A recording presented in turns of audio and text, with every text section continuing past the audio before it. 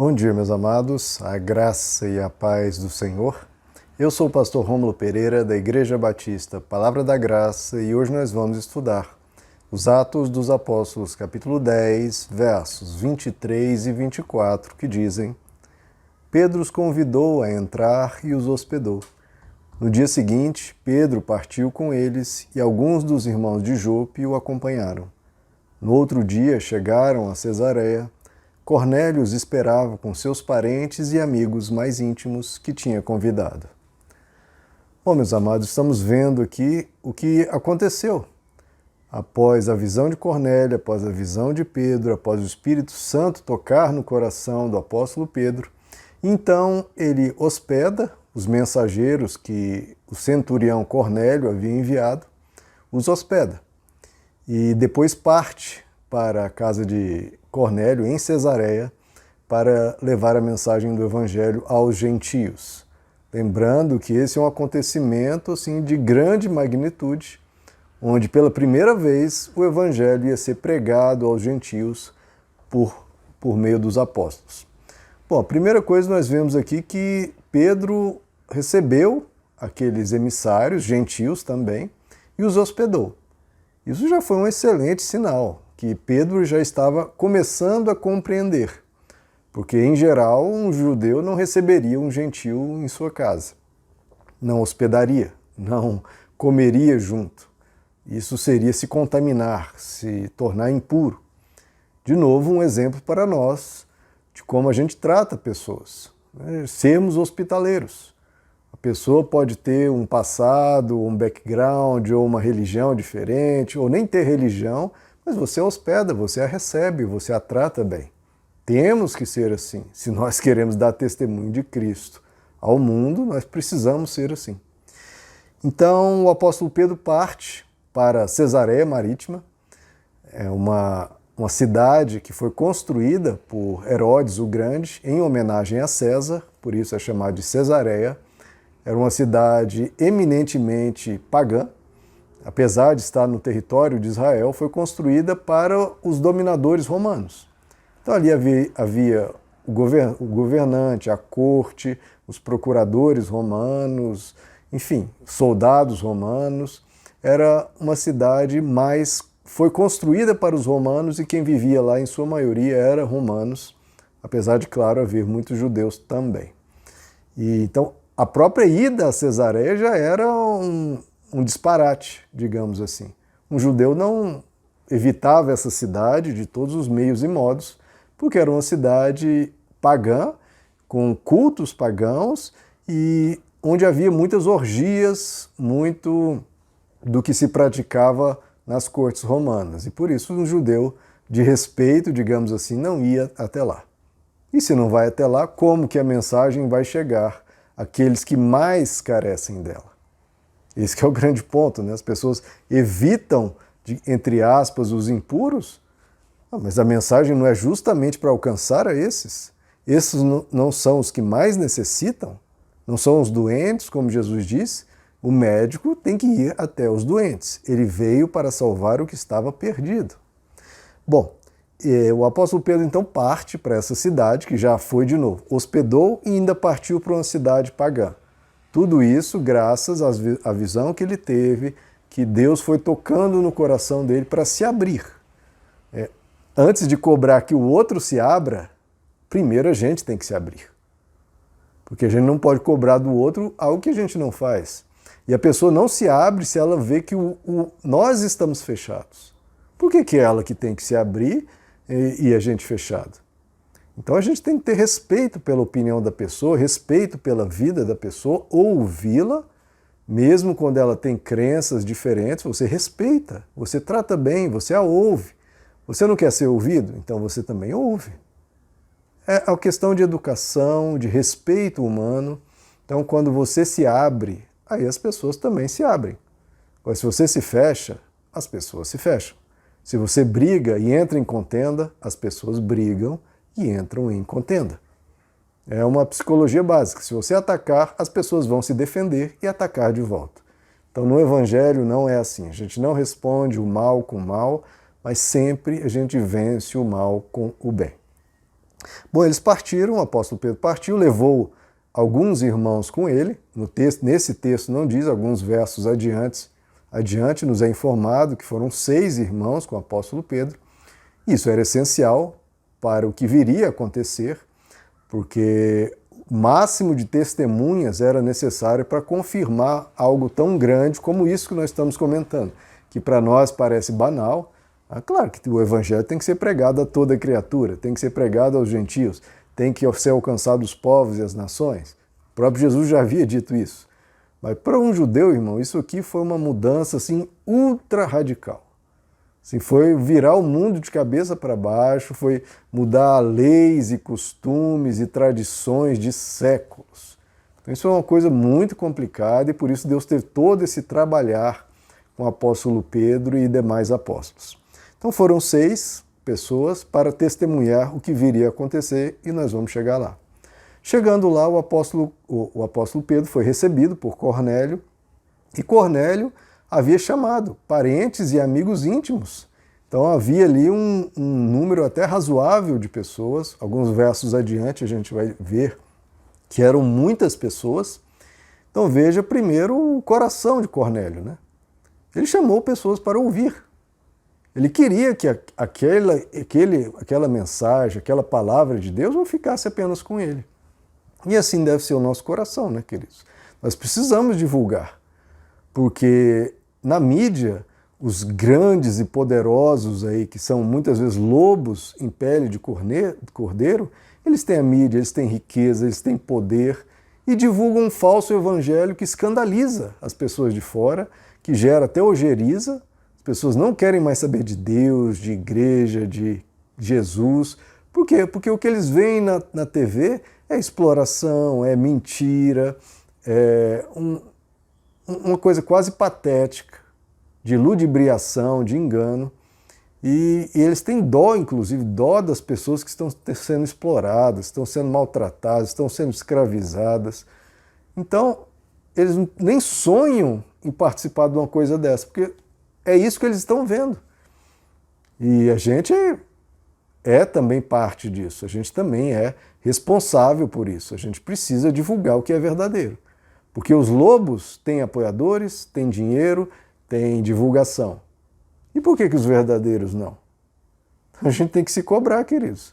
Inclusive, eu vi um pastor dizendo que quem mais sabe é quem menos ajuda. Quem mais sabe, quem mais conhece o Evangelho é quem geralmente menos divulga, quem menos participa. E como é isso? Então é uma coisa teórica, uma coisa que ela recebe só para si, um benefício só para si, e não compartilha isso. Aqueles que participam de coisas tão enganosas, tão mentirosas, não têm vergonha em compartilhar. E nós, com conhecimento verdadeiro, bom, simples, tranquilo e amoroso do Evangelho, a gente vai se envergonhar? Não, a gente não pode, como diz o apóstolo Paulo. Eu não me envergonho do Evangelho, porque é a salvação de Deus para todo aquele que crê. Então, meu irmão, divulgue.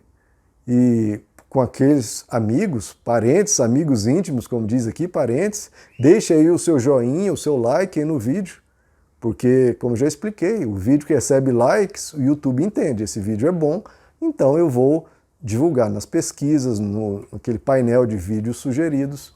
Então até um like, muitas pessoas veem o vídeo aqui e não deixam um like.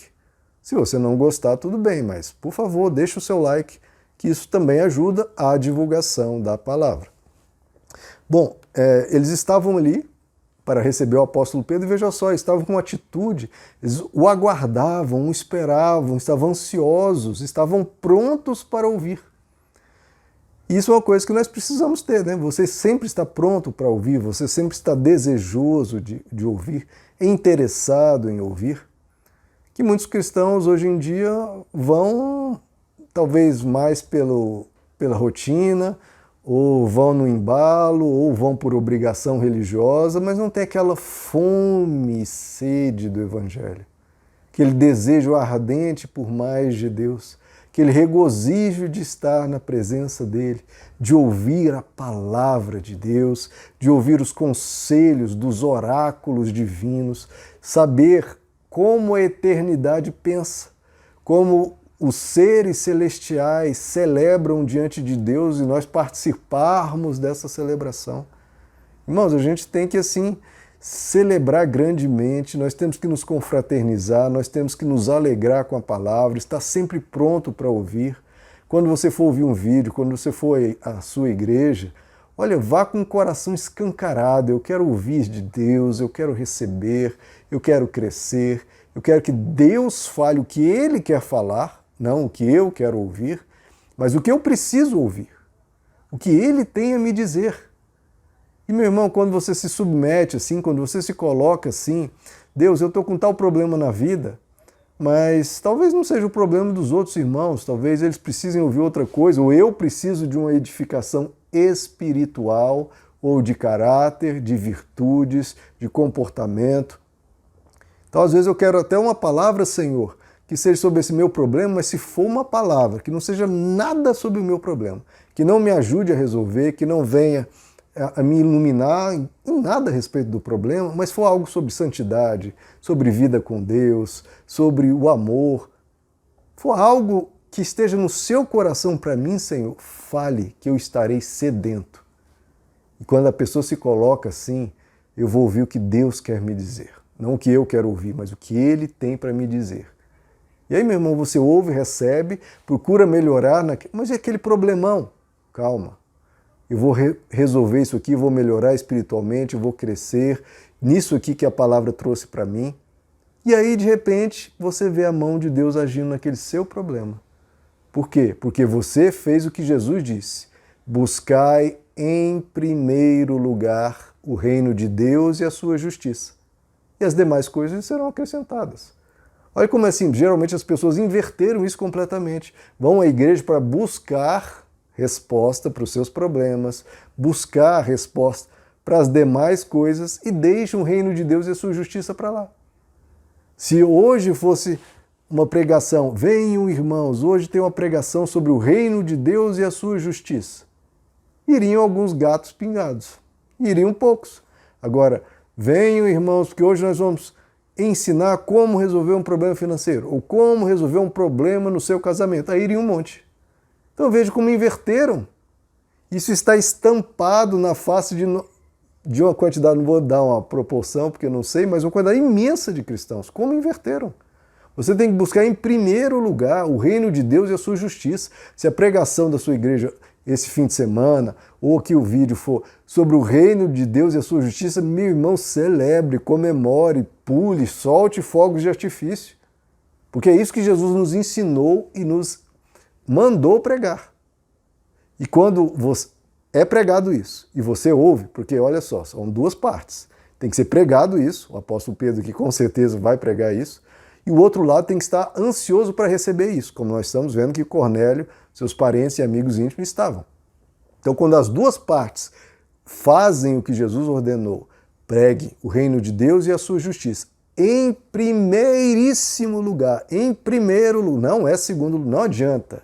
Se for segundo lugar, terceiro lugar, já não é conforme Jesus ensinou. Em primeiro lugar, em primeiro lugar. O pastor pregou, o reino de Deus e a justiça. Você estava atento e pronto e desejoso de receber. Aí, meu irmão, as demais coisas são acrescentadas. Agora, a pessoa vai buscar as demais coisas, ela acaba não recebendo o crescimento espiritual, o reino de Deus, a justiça de Deus, e aquelas demais coisas acabam escapando pelo dedo dela, não trazem a felicidade, a plenitude, a completude como deveria vir, ou responde aquilo e surgem outros problemas e vai a pessoa jogada de um lado para o outro por problemas, por dificuldades, por falta de sabedoria, por falta de relacionamento humano com amor, com gentileza, etc, etc, etc. Meu irmão, busque em primeiro lugar o reino de Deus e sua justiça. E se o pregador não prega o reino de Deus e a sua justiça, estimule ele a isso, porque hoje em dia o estímulo é o contrário. Não prega nada disso, não. Vamos pregar aqui a resolução dos problemas. E aí os pastores muitas vezes se constrangem e acabam se submetendo a isso. Eu não. E peço que os meus colegas também não façam isso. Prega o reino de Deus e a sua justiça. Porque aí pessoas vão ser transformadas, pessoas vão ser mais parecidas com Cristo, o Evangelho estará sendo pregado, pessoas transformadas, salvas e as demais coisas serão acrescentadas.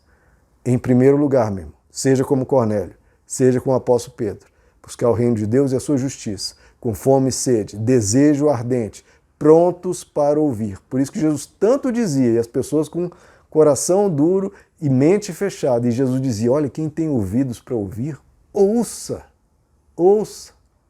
Vamos buscar, meus amados. Deixe aí seu like, divulgue, que Deus lhes abençoe, a graça e a paz do Senhor.